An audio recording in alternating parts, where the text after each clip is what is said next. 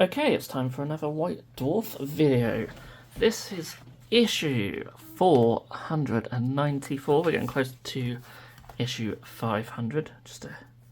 What's that, 6 months away now. Space Marine on the front, some Space Marines and Tyranids on the back with contents, of course. Feels like there's some big bits of card in here, so let's get straight into it. The infinite hobby, you can say that again. And talking about all the different aspects of the hobby. And we have our contents. And of course we're going to get into every page, so we won't dwell too much on the contents because we're going to see everything anyway. As always, we start with the contact. And as always, the miniatures are always just stunning. Really like the War Dog as well, that's really cool.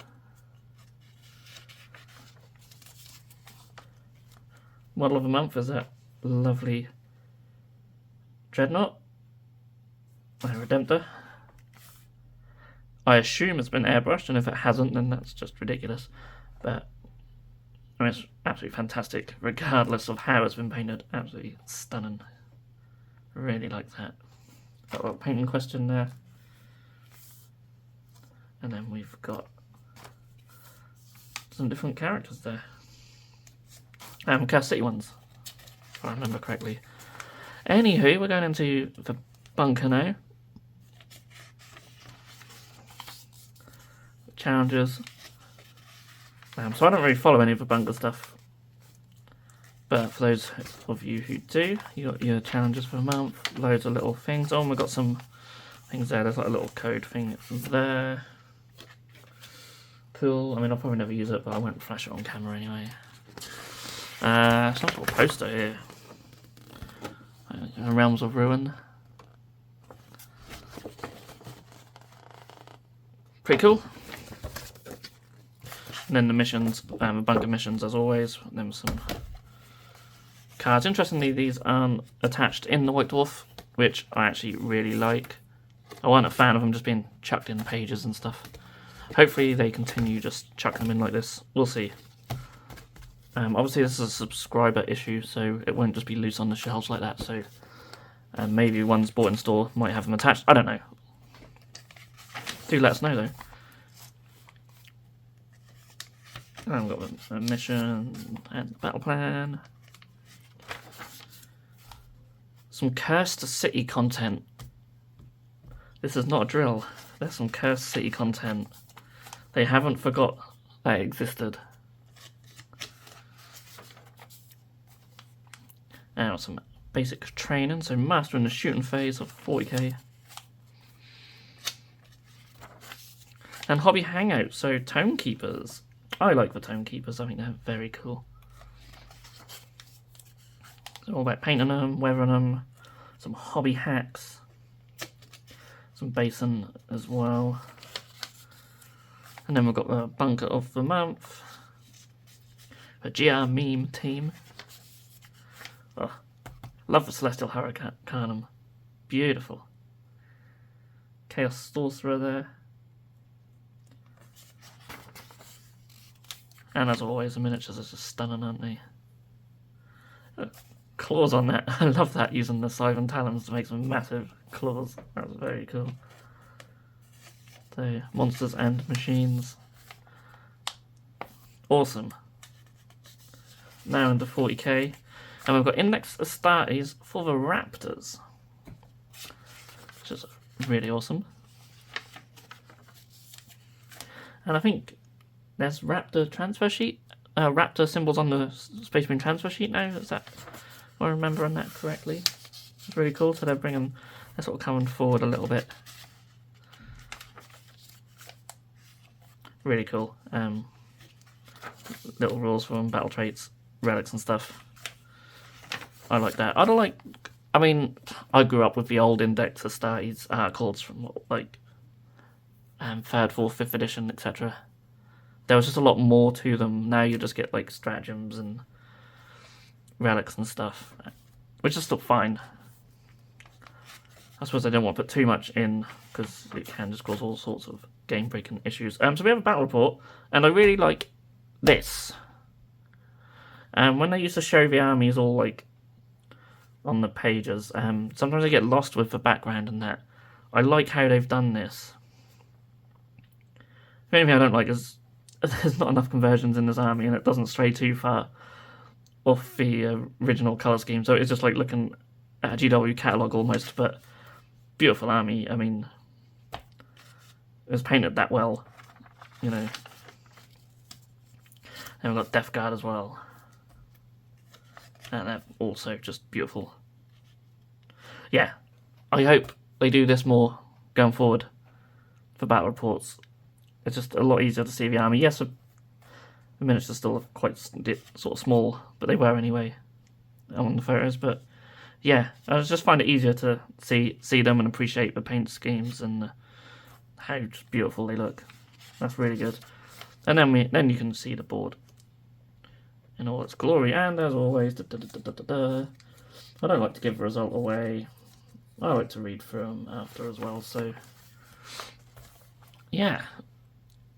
Heavy metal brush tips. So this is really cool, and the heavy metal have a Eldari Corsair painting challenge. Now I love when the heavy metal team do their painting challenges. I remember way back when they done the old Metal Chaos Lord one, and that was always one of my favourite articles of that era. Just really cool seeing the different schemes they come up with, and in this case conversions and bases and stuff as well. Really like that. Hopefully they do a lot more going forward. A little cacti on there as well. That's so cool. The basin is just fantastic, isn't it? I'd like to see more articles where they show us how to do these types of basin. I mean, they probably mention it in here, what they do, but I'd just like to see more stuff like that in the White Dwarfs. So, yeah, I'll definitely be reading up how they've achieved all these.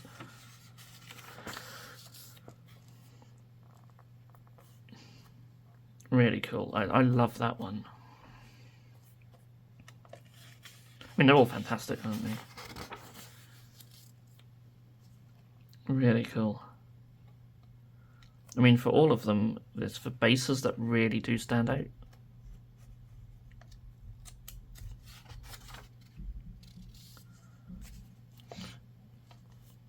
Then we have Corsair for Void Dragon, so that's for winning one. And yeah, I mean, they're all great. I mean, how do you pick a winner? And we have the judges here. So Jess Goodwin, Darren Latham, and Gus Petrie. So if anyone knows miniature painting, it's those three.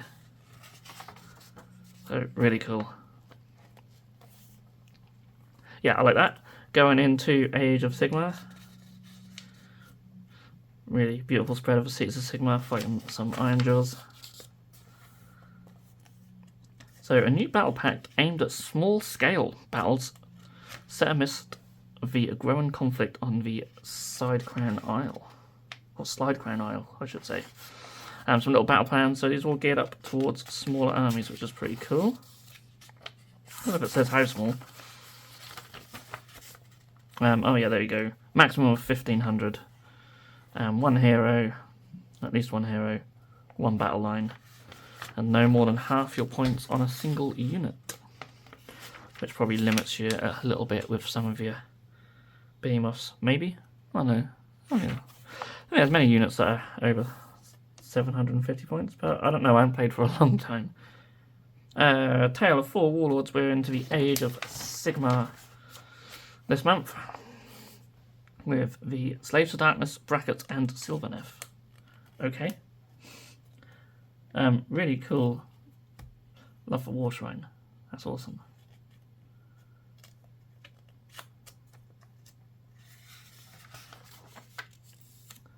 The Iron Jewels. There's a converted Mega Boss there.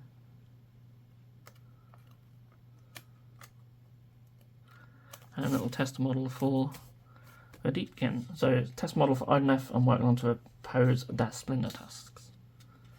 It's really cool. And we have Soulblight Gravelords. And how cool are these? Like, that zombie dragon's amazing. I just absolutely love this so much. Just the really sort of muted black tones on it. Just That's so cool. I love it. I like this Sorrow Master. Just, yeah, definitely my favourite army of these 4 warlords at the moment. Just, yeah, really love the whole... It just captures that sort of death vibe, doesn't it? It's really cool. And then we have some Gloomspite kits, and who doesn't love Gloomspite kits? I got some River Trolls in there as well. I always love the one throwing up. I think that's awesome. And we have Battle Plan Generator. So that's pretty cool. So roll some dice and get loads of different combinations for missions. So yeah, I mean, that's one thing White Dwarf's doing really well, is just giving you alternative battle plans and stuff like that. Which is really, really cool. Different ways to play the game, of course. Some Dawnbringer Chronicles, Call of the Hunt. An Anatomy of a Dawnbringer Crusade.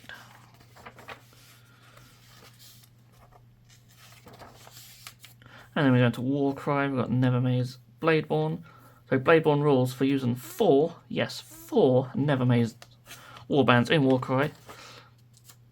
Which is really cool. So you got Skitshank's Claw Pack, the Shadeborn Fire,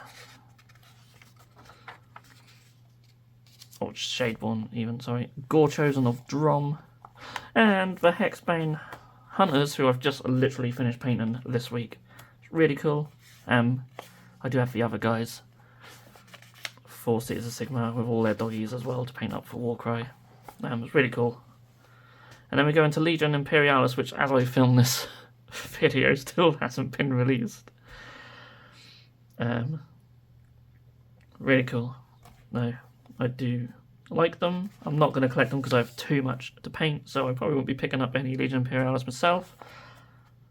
But I just love seeing like loads of tanks. Oh, I'll be so tempted one day just to get loads of tanks.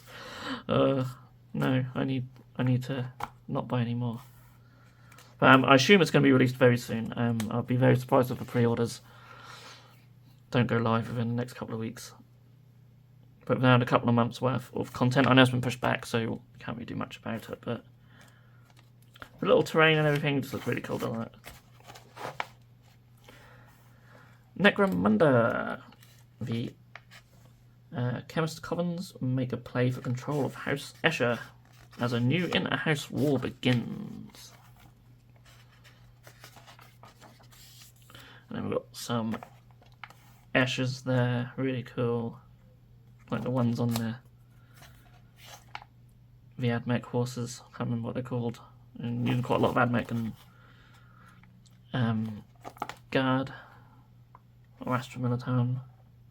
I just love Necromunda. It just opens up the door to so many conversions and stuff, and yeah, it's really cool. I love seeing everyone's different warbands and stuff. Then we have some Black Library, the Instigator, and of course we finish up with Inside the Studio. So some new recruits for Acadian 34th. Oh, fantastic. Really like the sort of urban camo scheme there. About orders. Some more Legion Imperialis look, just to really whet your appetite. And next issue, the Tyranids Designer's Notes. So, okay. So yeah, that was White Dwarf 494. Some good stuff in there, actually. That is probably one of the better ones we've had recently, I think. So, yeah.